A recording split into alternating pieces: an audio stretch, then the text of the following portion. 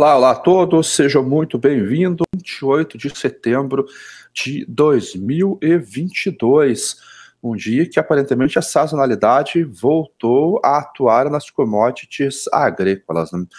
Ontem a Karen Brown fez um post ao longo do dia dizendo que a colheita começou no principal estado produtor nos Estados Unidos, que é Illinois, e tão logo os trabalhos foram anunciados, as cotações voltaram a cair, e eles estenderam essa queda pela madrugada, a soja que veio abaixo de $14 durante a madrugada. Então, hoje tem algumas notícias importantes, como eu comentei com vocês também.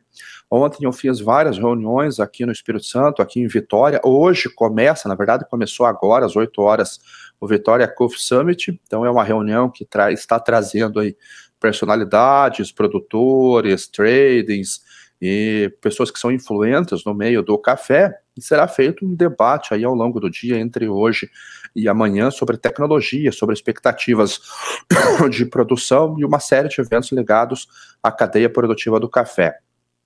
Mas ontem eu tive a oportunidade de conversar com vários corretores, com tradings, com exportadores, com clientes dessas tradings fora do Brasil, em alguns mercados como a Itália, por exemplo, e o Oriente Médio.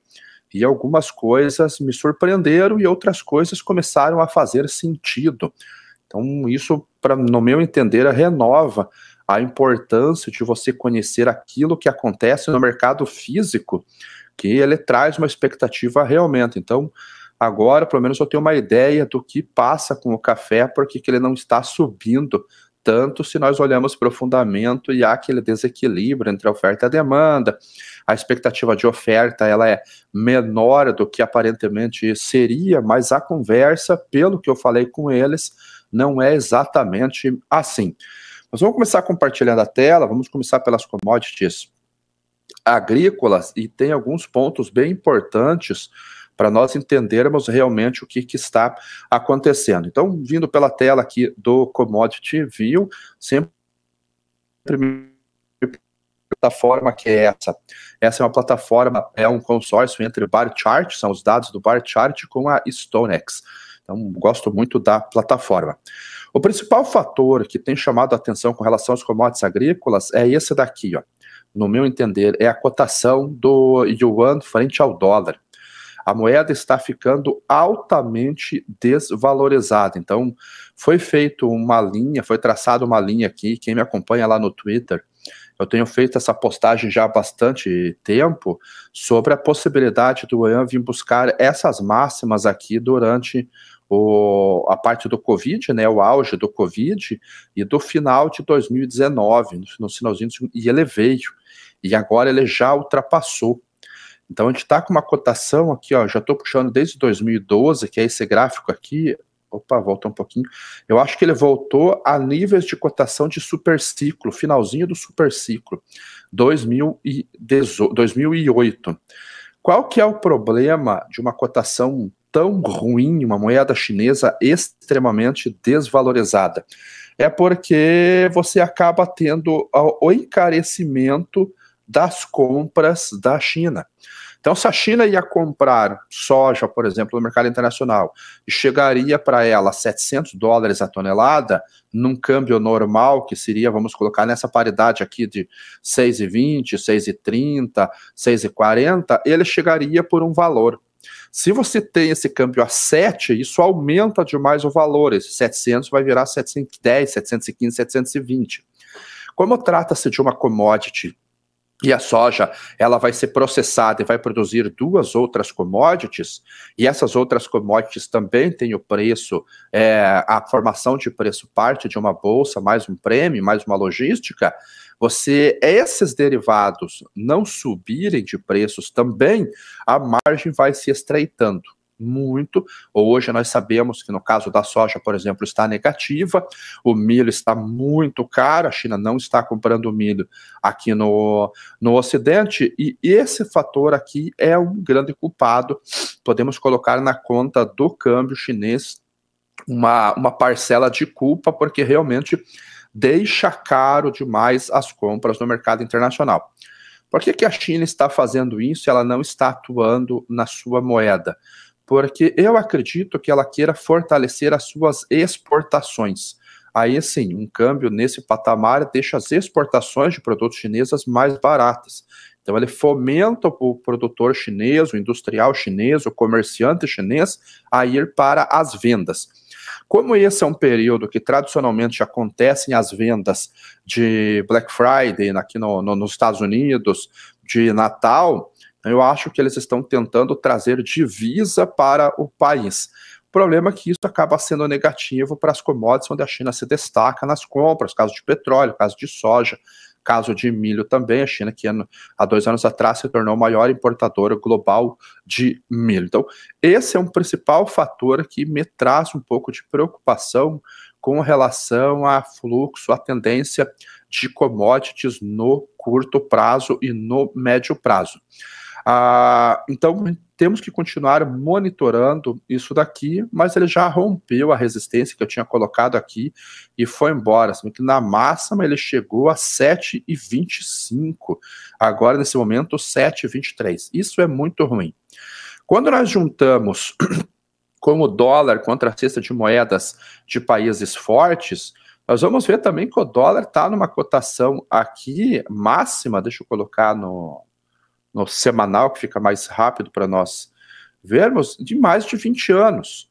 Então, o dólar também é 114,41. Olha a preocupação que está tendo com o dólar nós estamos com máximas aqui desde 2002.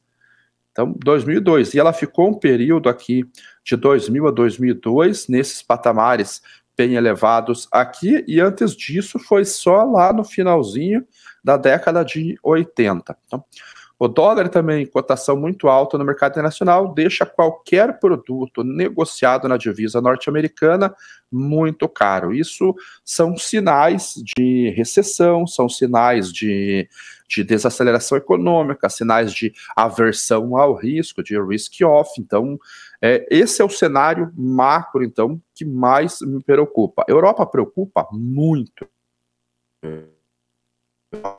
Com certeza, a recessão vai ser mais profunda lá, muito provavelmente, do que em outros países, mas como o Brasil é muito ligado à economia chinesa, esse é o tipo de fator que realmente me preocupa. Dólar DX muito alto e o yuan extremamente desvalorizado. Indo para as commodities, o petróleo hoje está fazendo o segundo dia de alta, depois da queda que ele veio aqui trabalhar, ele chegou próximo a $76. O barril na mínima, vamos ver aqui, na mínima, 76,25. Agora está voltando um pouquinho, $79, mas já são 2 dias de altas. Claro que o gráfico aqui não vai mostrar o que eu quero, porque ele está no semanal. Vamos colocar no diário para acompanharmos o que ele fez. Então, ó, ele fez movimentos de baixa, na mínima aqui ele chegou a 76,25, ele fechou a 76,71, aí ontem ele teve alta e hoje ele teve alta. Então, o que o mercado espera? Na semana que vem tem reunião da OPEP, a semana que vem é dia 5 que tem reunião da OPEP. Vamos dar uma olhadinha, ver se é a semana que vem. Já, nós estamos nessa semana que vem, quarta-feira que vem, tem reunião da OPEP, e o mercado acha que é possível a OPEP reduzir a produção, porque já começa a haver um superávit nas cotações. Ontem, o Goldman Sachs, se eu não estou enganado, ele anunciou uma revisão para baixo na sua expectativa de preços. Deixa eu ver se eu encontro aqui a matéria. Não encontrei, mas ele reviu a sua meta, ou pelo menos a sua expectativa de preços para o final do ano. Então, já abaixo de $100, $91 agora a expectativa deles. Eles veem ainda o cenário voltando, eu acho que é quase que consenso do mercado que haverá uma pressão de alta nesse finalzinho devido ao inverno. O mercado conhece a sazonalidade do petróleo, a gente está começando a deixar ela agora nesse fim de ano, mas os $100, devido a esses patamares de preços atuais, parece um pouco distante agora. Eu acredito que ele vai voltar a subir, eu continuo com essa visão ainda aqui, claro que posso ser frustrado nesse meu chutômetro aqui. Agora, $100 parece que está ficando muito difícil, realmente. Não duvido, mas parece que está ficando difícil realmente. A recessão ela está muito forte, os temores de recessão, a intensidade está muito forte. Quais fatores que eu acho que podem colaborar, continuar colaborando com essa alta? O primeiro deles, a China, as refinarias voltaram a trabalhar de maneira mais intensa só agora. Então, apesar do câmbio aqui ainda estar bem desvalorizado, que não favorece as compras, ela vai precisar comprar. Então, é aquele período sazonal que ela reduz a atividade econômica, daí ela volta como um bloco para essa atividade industrial, e eu acho que isso pode, ao longo desse finalzinho de ano, colaborar para a alta do petróleo.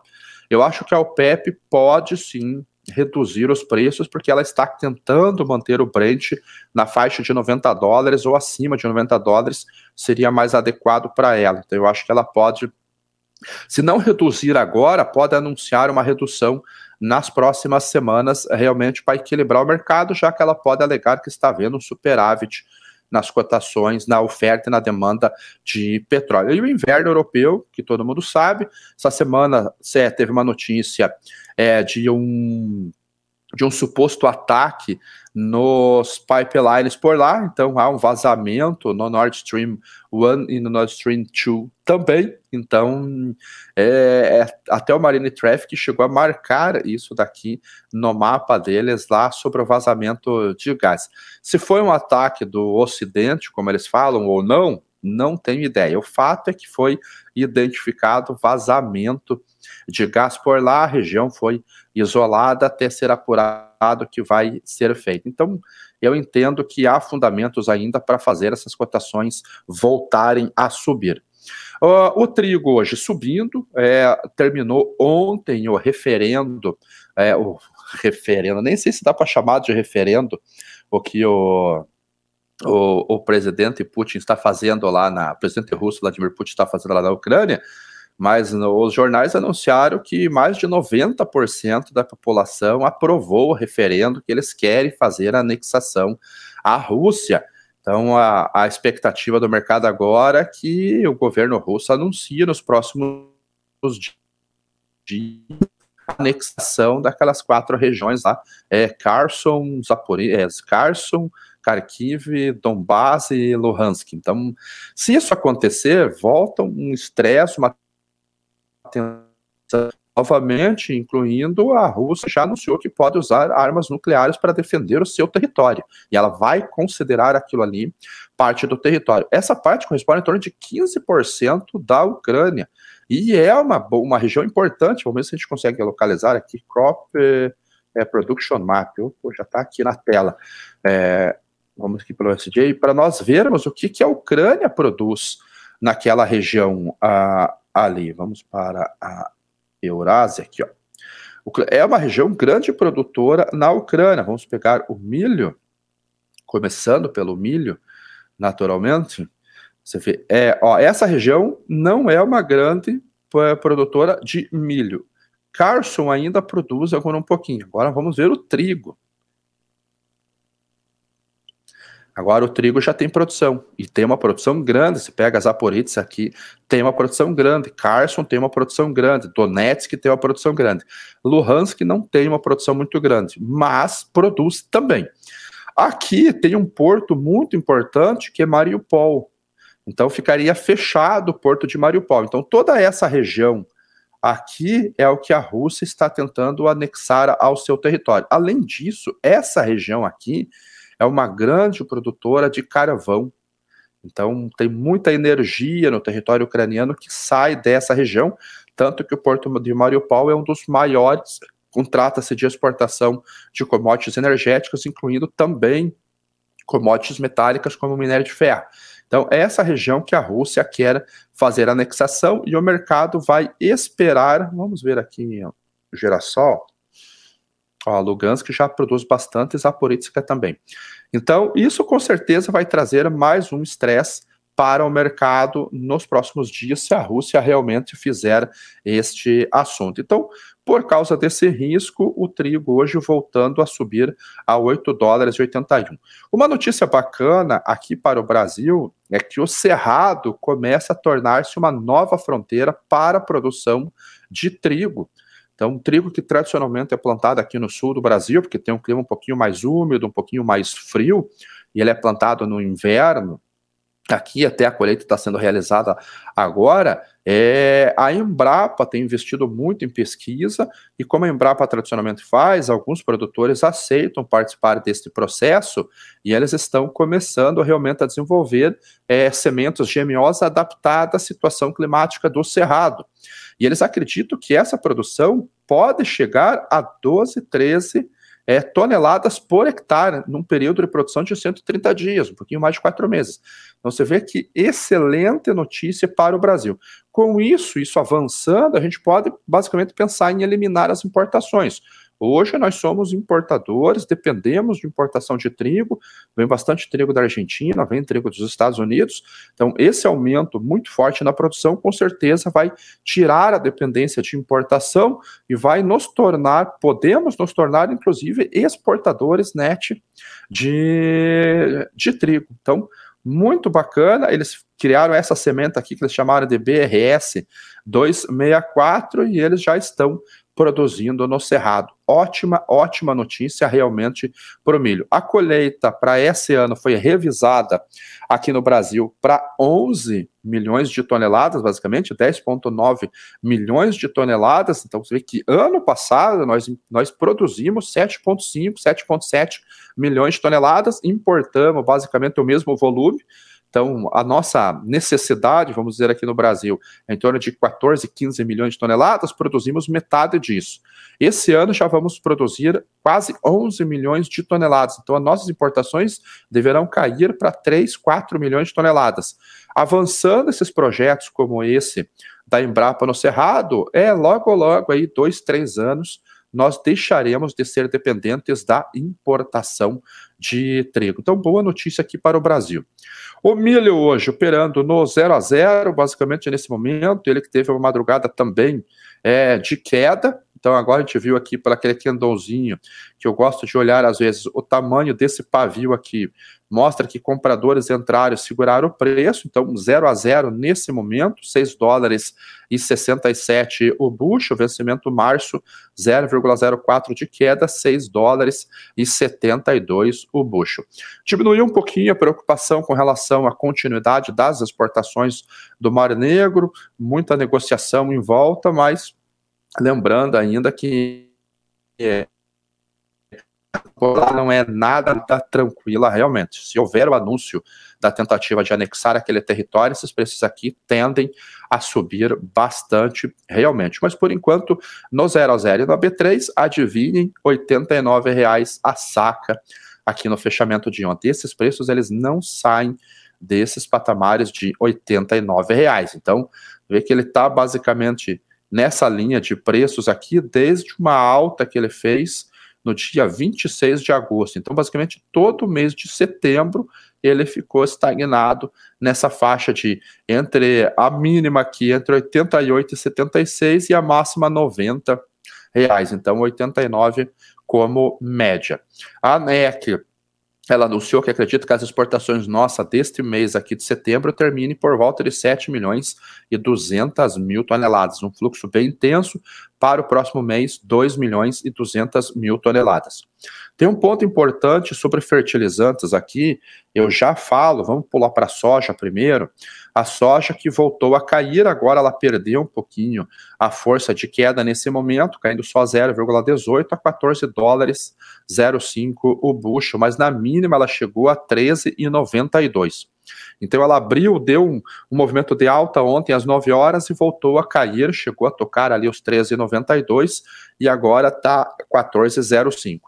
Então, esse $14 o bushel realmente é um suporte muito forte. Ela testou várias vezes, como nós vemos aqui, esse suporte, ela não teve força para romper.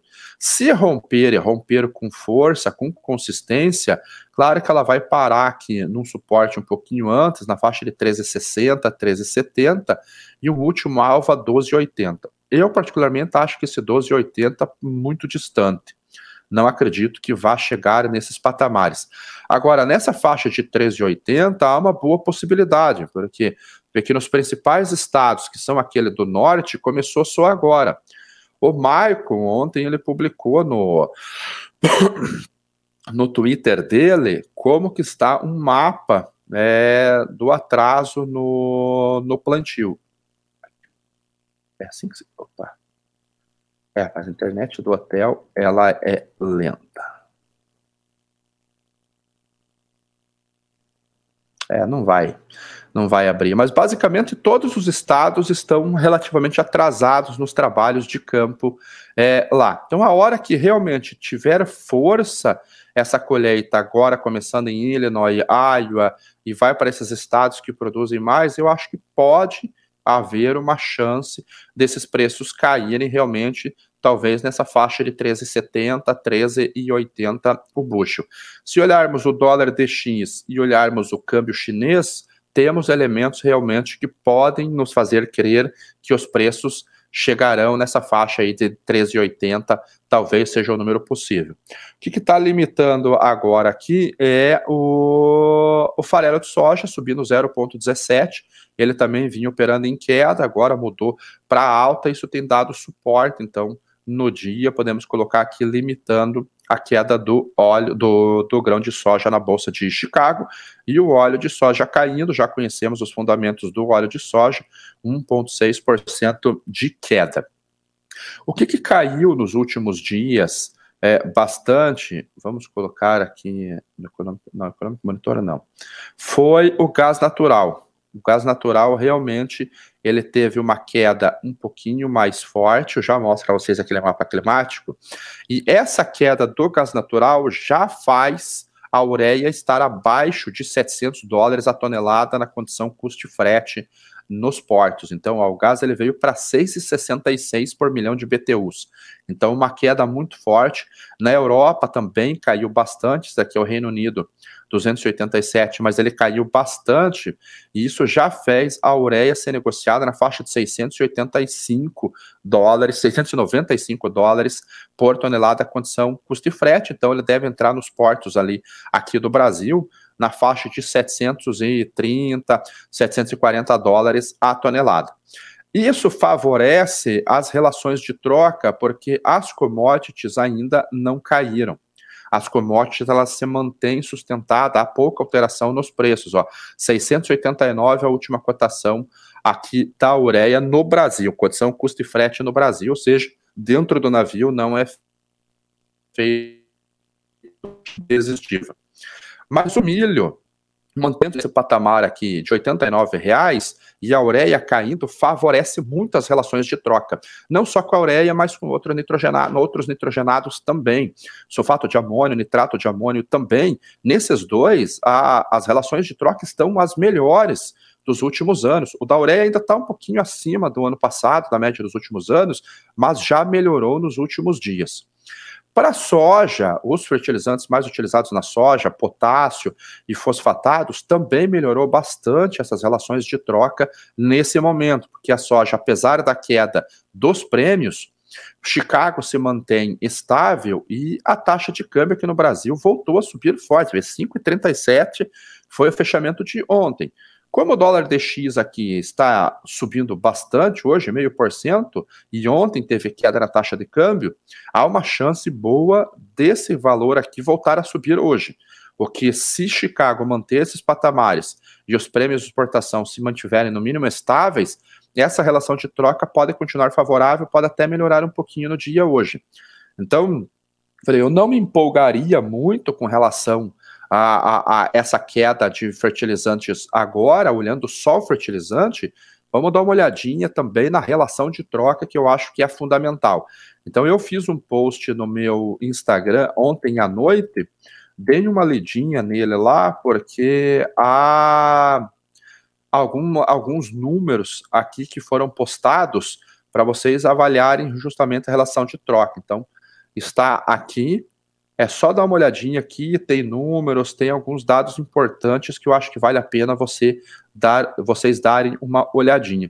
E quem sabe não é uma chance de você travar uma parte do custo, ou pelo menos o custo do fertilizante, naturalmente. Faz uma venda de milho, de soja, compra um pouco de fertilizante que você vai precisar, porque o principal fator que tem segurado o preço do fertilizante é a oferta muito baixa.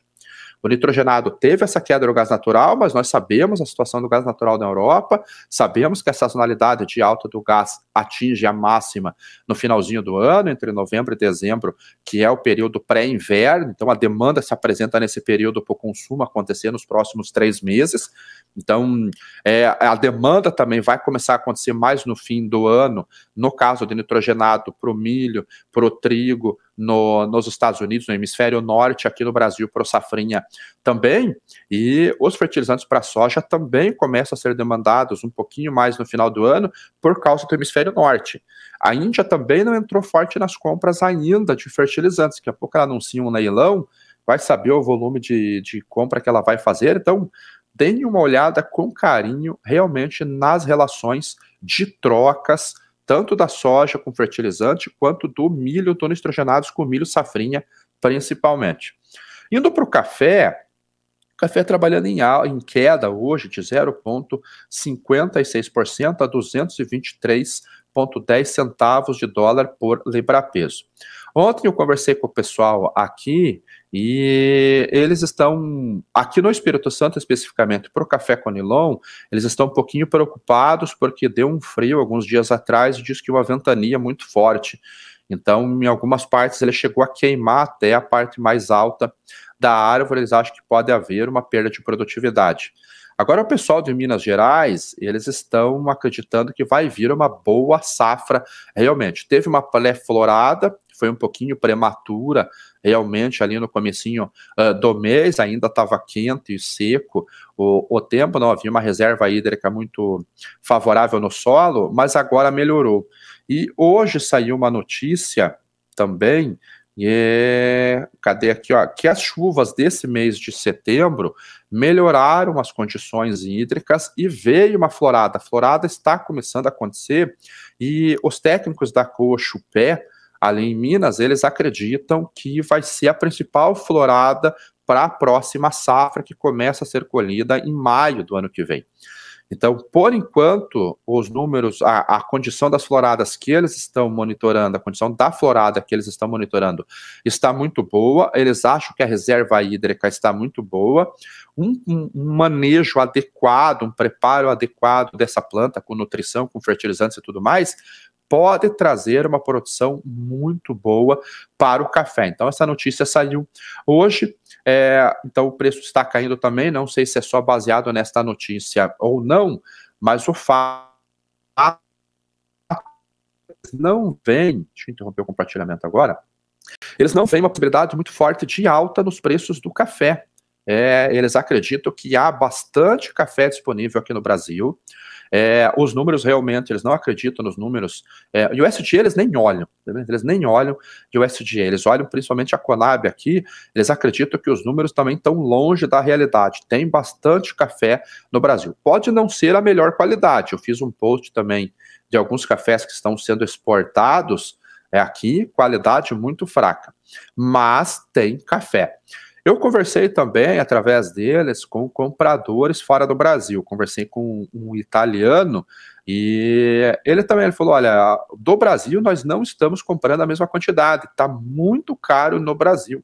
Então eles estão comprando, eles estão originando, se eles compravam, por exemplo, 4 sacas no Brasil, eles estão originando uma no Brasil e 3 em outro lugar. Estão comprando da Índia, estão comprando da África, estão comprando de outras origens mais baratas e fazem um blend lá e servem para os seus clientes, né? Muitos são comerciantes de café, uma grande parte é torrefador, outra parte são cafeterias, e eles estão, pelo preço no Brasil, eles estão comprando em outras regiões. Oriente Médio falou, não compramos mais do Brasil, pelo menos por enquanto, os preços estão muito caros, realmente. Então, eles também reduziram aí quase 75% das compras no Brasil, não há uma perspectiva deles voltarem a comprar naquele mesmo volume, e eles estão originando em outras regiões um café mais barato e fazem um blend com uma qualidade melhor de café aqui do Brasil. Então, o que está sendo exportado agora são aquelas compras que foram feitas no passado pelas grandes empresas, Nestlé, Dreyfus, Starbucks. Eles me falaram o nome de algumas tradings que eu não conheço, que são os grandes que estão comprando. Comprador médio e pequeno não está comprando café no Brasil. E eles também acreditam, que foi uma pergunta que eu fiz, o que vocês acham dos estoques aqui no Brasil? Eles falaram, os números que os órgãos divulgam não estão nem de perto que nós acreditamos que seja, porque há bastante café. Uma das situações que eles comentaram, isso na visão deles, tanto de corretores aqui, de tradings aqui no Brasil, quanto de compradores internacionais, a gente acha que o produtor brasileiro está muito capitalizado e não quer vender o café. E ele não vai ficar falando que ele tem café. Então, há estoque de café, quando surge uma oportunidade, eles vendem. Como nós precisamos comprar em algum momento, a gente aumenta o indicativo de compra e aparece esse café. Então, não acreditamos que esteja faltando café no mercado. Não acreditamos que tenha uma oferta confortável também. Eu acho que a oferta está apertada, mas que esteja faltando, que tem déficit de 5, 6 milhões de café, mas nem de perto. Isso daí, segundo palavras dele. Isso me ajuda a entender que os preços não têm força para subir. E como o preço ele é o indicador que nós temos sobre a oferta e a demanda, é o que o comprador aceita pagar e o vendedor aceita vender, a gente vê que não há pressão de alta realmente. E a gente olha, mas Conab reduziu produção, Rabobank reduziu produção do Brasil, falta só o USDA pela periodicidade. E quando a gente vai para o físico, que é onde importa, é onde os negócios acontecem, realmente esse pessoal não vê fundamentos para alta de café nesse momento, tanto que o preço acaba não subindo. Então, só estou refletindo o que eles realmente falaram. Então, vamos dar uma olhadinha de interação e eu tenho que correr para o evento. O Maico falando sobre mercado financeiro ali. Cadê o Cabral? Eu acho que o Cabral ainda está com gripe. Não sei, sinceramente, eu estou viajando, não falei com ele nos últimos dias, mas ele estava com uma gripe forte. Olha o Thiago aqui. Ale, o valor de troca da moeda chinesa e do dólar vai influenciar como em nossos negócios agrícolas. Se o nosso prêmio tiver muito caro, prêmio de exportação, ele vai migrar para outra origem e ele vai comprar da mão para a boca, ou seja, ele não faz estoque, ele compra só aquilo que é fundamental para a sua necessidade. Então, diminui o volume de compras da China no mercado internacional. Délia, você já tem algum dado sobre o plantio da soja desse ano em relação ao ano passado? Eu trouxe ontem esse dado, o Délio, e está avançado, tá mais do que o dobro do que o ano passado. A gente chegou a 2% já da área plantada nesse momento contra 0,8% do ano passado. Então, o clima favorável, segundo os estudos que foram publicados, então, muito avançado o plantio da soja. A gente deve ter uma soja precoce chegando no mercado. Ó, o Rômulo está vindo para cá participar do evento, a gente vai estar junto. Só que a China tem uma reserva grande de dólares, só que ela tem uma dívida em dólares também gigantesca, né, Mike? Então, tem reserva, mas tem dívida também, então no saldo da conta fica apertado, né? Tiago, outro fator que me preocupa a longo prazo é a capacidade de produção de grãos na África. Tiago, não se preocupe. Não se preocupe. Isso é algo que vai demorar muitos e muitos e muitos anos. Primeiro porque entenda que África é um continente, Brasil é um país. Então a gente tem uma mesma política do Rio Grande do Sul até o norte, aí, Rondônia, Roraima, Amazonas, Nordeste, região Centro-Oeste. África são 54 países, se eu não estou enganado, na África. Cada um com um governo diferente, uma cultura diferente, dentro do próprio país, há muitas divisões culturais. Então, você vai para Angola, tem uma cultura no leste, uma cultura no centro, uma cultura no oeste, uma cultura no sul. A Nigéria é dividida em duas, a parte central e norte é muçulmana, a parte de metade do centro para o leste é cristã. Então, a África é continente, não é país. É claro que eles vão avançar em produção, há muito investimento chinês por lá, mas a Rússia já fez o movimento que a China fez no passado. Se vocês conhecessem a África, quando vocês chegam em muitas regiões, há muito equipamento agrícola russo abandonado, porque a Rússia investiu um caminhão de dinheiro por lá no passado e simplesmente abandonou porque não conseguiu se adaptar à cultura. Chinês é mais fácil para isso, o chinês consegue se adaptar de uma maneira um pouquinho menor, mas não é tão fácil produzir na África aí Não. E eu falei, eu falo porque eu tenho um pouco de experiência com a África, eu cheguei a ser vice-presidente da Câmara de Comércio Brasil-Angola, conversei com muita gente da África, recebi muita gente de Costa do Marfim, Nigéria, Moçambique, aqui no Brasil. Então, tem que levar em consideração isso. A África é continente, muitos países com muitas culturas diferentes. Se uma bomba atômica for usada mesmo, a mesma que tática, a nuvem de radiação vai comprometer a Terra. É uma situação muito complicada. Preço da soja, já comentei. Já soja, quem está plantando até dia 15/10 vai ficar arriscado. O safrinha, além de muito caro, esse vai ser a tônica dessa safra aqui, né, Arcio? Milho safrinha vai perder uma parte boa para o trigo, também acredito.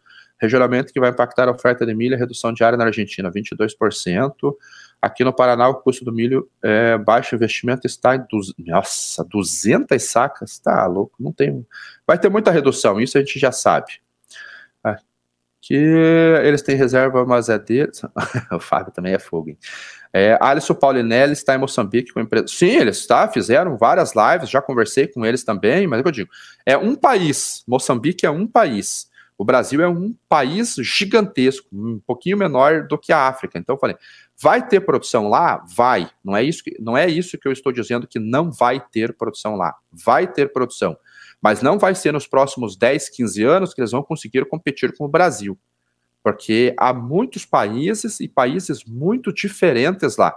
Então você faz um trabalho em Moçambique, depois você faz um trabalho em Zimbábue, depois você faz um trabalho em Angola, depois no Congo, depois na República Democrática do Congo, depois na Nigéria. Então é um trabalho de muito longo prazo, muito longo prazo. Eu não apostaria, mas espero que eu esteja errado. Então é isso, pessoal. Passei bastante do horário hoje. Obrigado por você ter acompanhado o programa e voltamos amanhã no Primeira Hora do Agro e eu trago para vocês as informações que eu coletei no evento de hoje. Só dar o like no canal, eu não consigo ver quantos likes tem, mas ajuda no like que me ajuda a crescer aqui no YouTube. Obrigado a todos.